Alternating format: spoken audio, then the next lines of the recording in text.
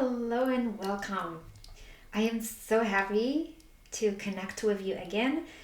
And today I am going to be telling you a few things that I had done in the past that actually saved my marriage. They saved my relationship. Those are a bunch of shifts and behavioral changes that I had to do that saved actually not only my relationship but also me.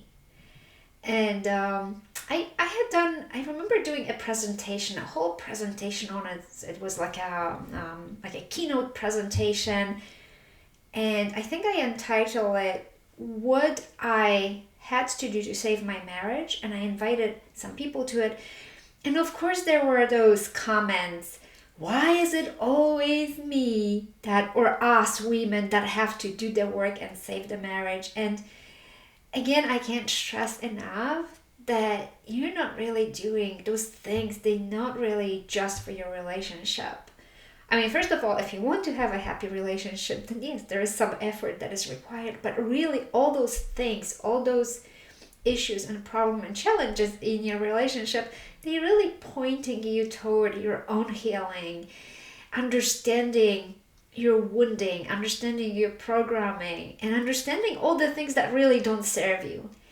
And once you look at them honestly, and gosh, honesty is required, and I'll tell you that your ego is going to get bruised on the way quite a lot. But once you look at those things and you really start unraveling them and you start connecting the dots and seeing, okay, I don't need this, I'm letting this go. Okay, this needs healing, I am going to do that. I'm going to heal from it so that I can be and reveal that authentic part of me, that loving part of me, that real and true part of me. And you're just becoming a totally different person for yourself and for your family. So today I'll tell you a few of those things, and I think we're going to be doing a two-part, I think. So consider this part one. If I do it all in one part, then there's not going to be a part two, but let's just say it's part one. So the first thing that I wanted to tell you is that when I came into my relationship, I was in that mode of controlling. Like I wanted to be in control. I wanted to be almost that parent to my husband. And I didn't know that. I had no clue. I thought that that was just a way of being because my mom taught me, and she voiced that a number of times. That was one of her sayings. She would say, you have to raise your husband. Meaning you have to mold your husband to whatever it is that you need him to be in the relationship, right? So I didn't even know that that's something I believed in. But then later, looking back at my behavior, I was like, holy guacamole, yes, I was treating my husband like a guinea pig in our relationship. I didn't come into a relationship to experience my husband as a partner or as get to know him as who he was, but rather to go and to control him, to make all the changes that I thought that were necessary in his behavior and his lifestyle. Just to give you an example, like his diet was, well, according to me, it was poor, right? Who am I to judge him? But I'm just saying, like at that point, I was looking at his diet and I was quietly thinking, oh, I will change it. I'll show him a better way. I'll show him a healthy way of eating, and he'll see it and he'll be like, oh, this is great. This is wonderful. And he'll change. And I've tried. My husband is not that kind of person that eats vegetables, at least not a lot of them. There's probably 4 that he will eat, and they have to be cooked. Okay? And that ambitious me came into that relationship and was like, oh, I'm going to change it. And to give you another example, again, my husband is not the most organized person in the world, to put it mildly, right? And I was like, oh, I'll show him that being organized and being clean and having a clean house and decluttering, that it all works so great for your well-being and your mental health, and you just feel so much better. And it was like, nope, it didn't work. I tried and it didn't work. And anytime I was trying to change his behavior, I was really focusing on him all the time. It was almost like I was picking those pieces up of what wasn't working in our marriage, and it was always pointing to him. Like, there was nothing wrong with me, absolutely, at that time, right? Like, I didn't know that there was anything that I was contributing to our marriage falling apart at some point. It was always focused on him and changing him. Because from my perspective, I knew it all. Oh, I did. And again, it's something, it's that pride kind of. It's that pride that you have that you know best, that your opinion is the best. And I'll tell you that that pride in me had to shrink a lot. My ego was bruised in a lot of places. And I didn't even know it. I didn't, like, what I'm telling you right now, I had no awareness of it at that point. What did change, that pivotal moment that did change, was when I believe it was the book by Pam Grout. It's called E Squared. Or maybe it was The Secret. I don't know. One of those books that I reached at the very beginning of my awakening. And from those books, I found out that we come into a contract with another person, like a soul contract, right? And we're teaching each other something. Like, we're there to point to things by the way we behave, by the way we speak, by the way we treat one another, that we are supposed to be pointing and bringing the wounds up so that we can shift us and our behavior and our mindset and our understanding of how consciousness works in general, right? So when that came to me, I was like, oh my gosh, what am I doing? What am I doing? And then again, that ego that got really bruised at that point and really went on a diet. Instead of my husband going on a diet, my ego went on a diet. And I realized, okay, I am really, the way that I'm treating my husband is not as a partner, but more as a parent. And I'll tell you, a lot of you will feel like you're a parent to your husband. A lot of times you will say, hey, it feels like I have another child at home because he never knows what to do. I always have to initiate things. I have to make sure that the dinner's ready, and he doesn't even know how to do the laundry. And I just feel like I have a baby at home. But I promise you that if you release that control, that piece of control, and if you let that person show you what they can really do, and if you can show, if that person can show you what talents they have and their strengths, then suddenly you are in a relationship, because relationship is a balance of, okay, I have these strengths, right? And the other person has these talents or strengths, and we each contribute to the relationship. And if there is a void in there, meaning neither one of us has something that we need, then we hire somebody else to do it, right? Like, if your husband doesn't know how to use tools and you don't know or don't want to use it, well, then we hire somebody. But in the end, it's just releasing that control of trying to change somebody, but rather looking at them as an individual or as your partner, your life partner that is already valuable, that has something valuable to say or contribute to your relationship, and they are the person they are, and you start loving those parts of him, right, or her, instead of trying to change and to parent. So that brings me to another thing that I'll tell you that I needed to do or to change, to shift in order to save my relationship. And that was that pride, or that being stubborn and always wanting to be right. And I'll tell you a quick story. My husband once told me, he says, it doesn't matter whether I'm right or wrong because you won't listen to me anyway. And he told me once, And he was pointing to a friend of mine at that point. He says, you always listen to your friend. Although I told you the same thing a week ago, you just disregarded it. You didn't listen to it, but your friend told you and you were like, oh yeah, cool, let's do it. This is right. This is the right way to go. So I think my programming was I would by default reject anything that my husband was saying that he wanted to contribute. I labeled it as he's got no value, he doesn't know what he's saying, I am always right, I am not going to listen to you, I am going to show you that I am right.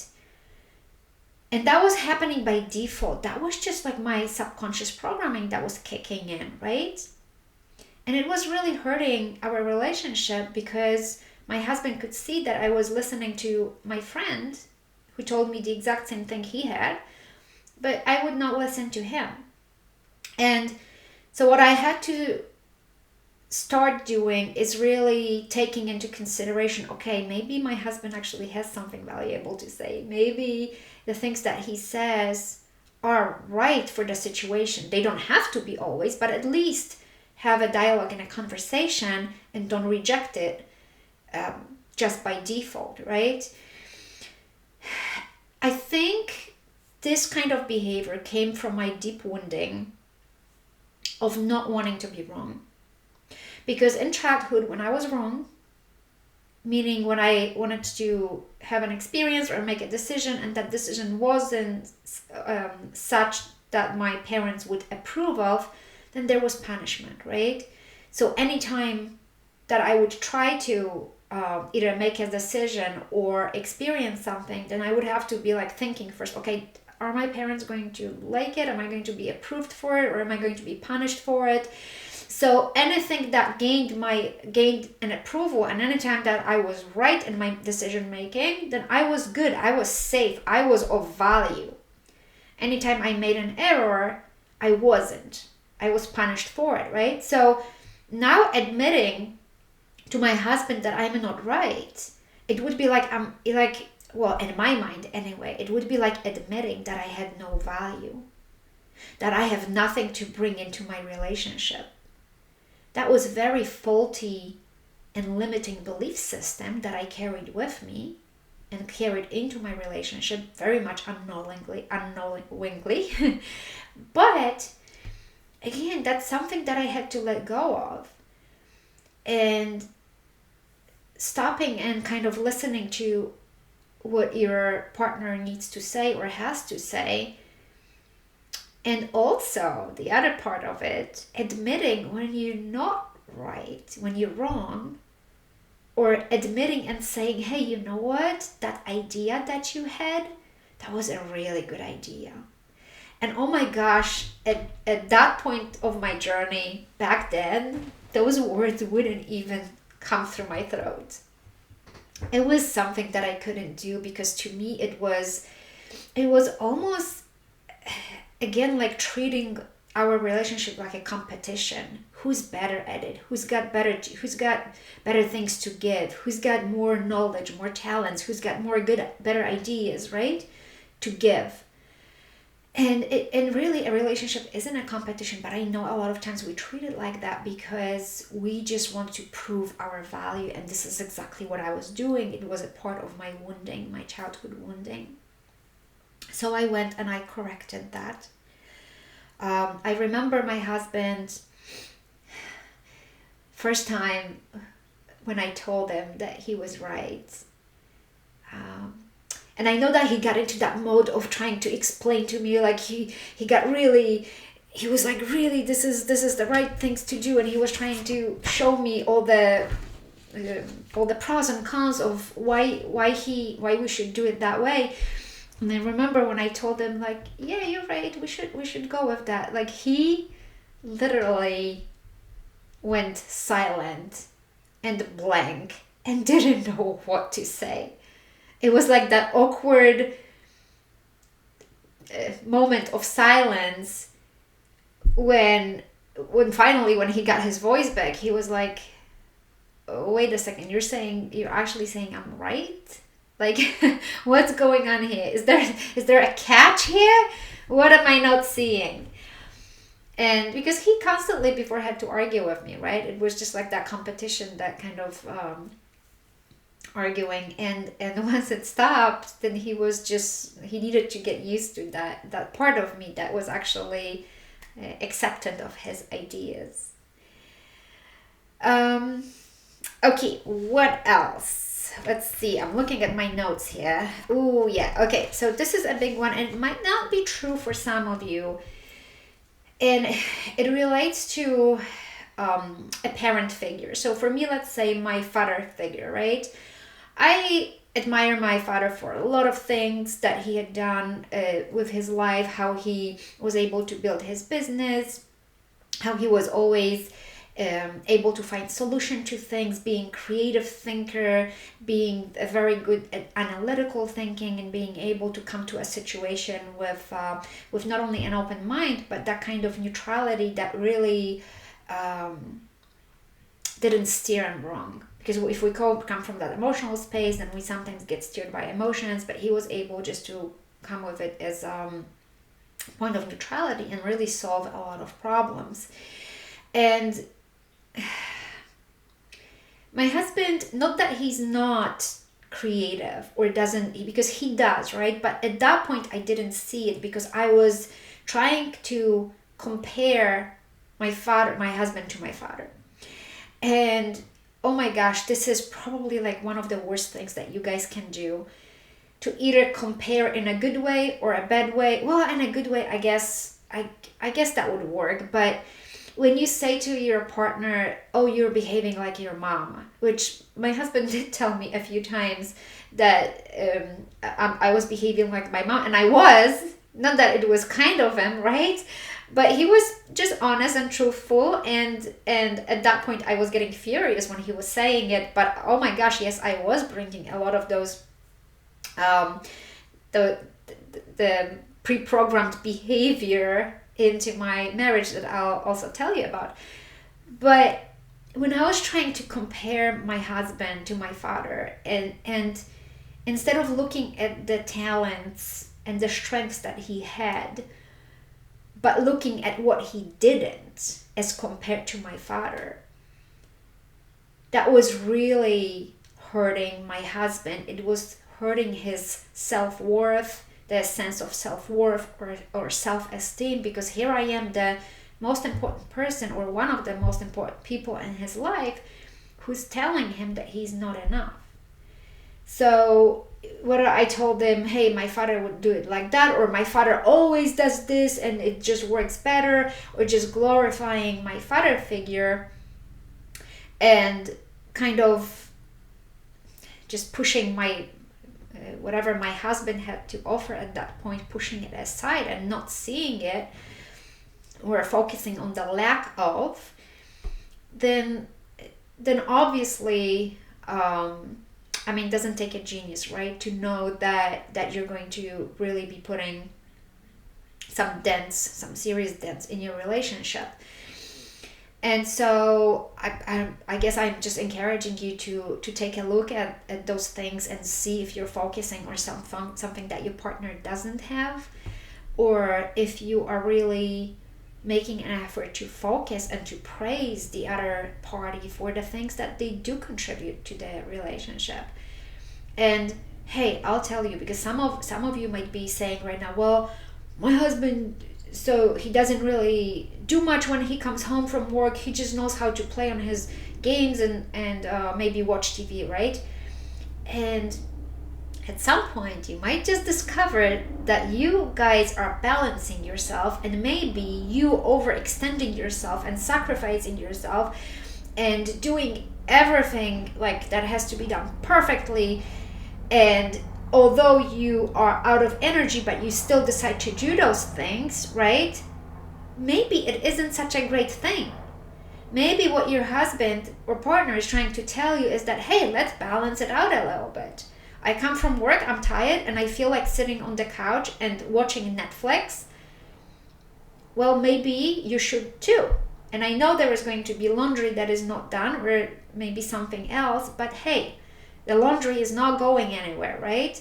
But overextending our energy really leads us to a lot of those the places of overwhelm and of not knowing how to take care of ourselves. And so maybe sometimes the things that your partner is trying to show you or balance out in your relationship are not that bad.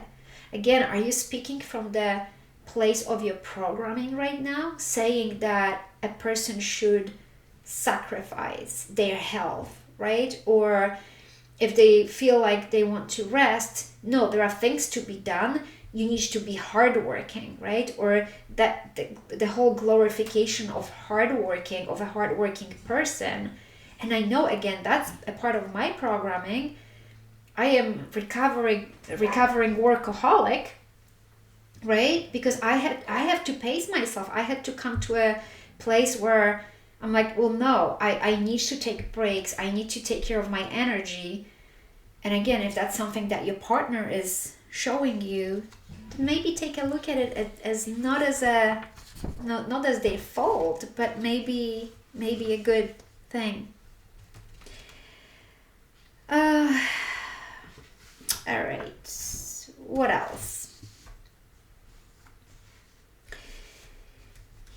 Another thing that I needed to learn is to really listen to my husband and to understand that he has his right to have his own opinion. And I know it seems something like, well, obviously everybody can have their own opinion. But when you come to a conversation with your partner or with anybody else, notice if you're trying to already find faults in somebody's behavior or thinking or approach or attitude, and you already in your head are thinking, okay, this is wrong with you, this is wrong, this you should fix this is not the way to go, maybe you should do this, right? And we already are making that judgment. First of all, we're making a judgment that the other person doesn't know how to make their decisions, how to take care of their life, how to deal with their emotions. We're already making that judgment, and we're stepping in and we're the big fixer-upper, right? No, I'm going to fix that for you. Or your opinion is hurting you. Don't you see that having that opinion is just really wrong because? And sometimes we don't do that so openly, but really take a look at that place and see if you're really giving that person a safe space to have that opinion, because I'm sure that you would like to have the same, right? You would have to have a safe space to have your opinion and to make your own decisions and not necessarily be judgmental toward the other person. So when I was learning the new way of approaching our conversations, I had to learn to listen instead of preparing in my mind what I'm going to say or how I'm going to fix somebody else's problem, the problem that in the first place they didn't even ask me to fix, right? They were just sharing something with me. And again, there is that part of a lot of my students, and this is again something that I was dealing with myself. We feel responsible for other people's happiness, for other people's misfortunes, for other people's even emotions, right? Or emotional struggles. We feel responsible and we want to step in and just show them the way, fix everything, when really the thing that we should be looking at and fixing is ourselves, is our own shifting our own behavior. Just to summarize what I had covered so far, and yes, we'll split it into 2 episodes because it's a little bit too much to talk about in one.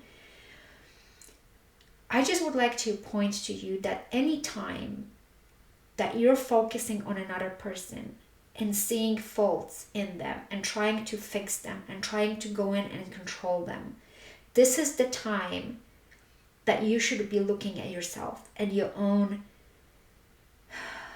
thinking, your own expectations toward the other person, your own sense of freedom and what freedom is in a relationship, right?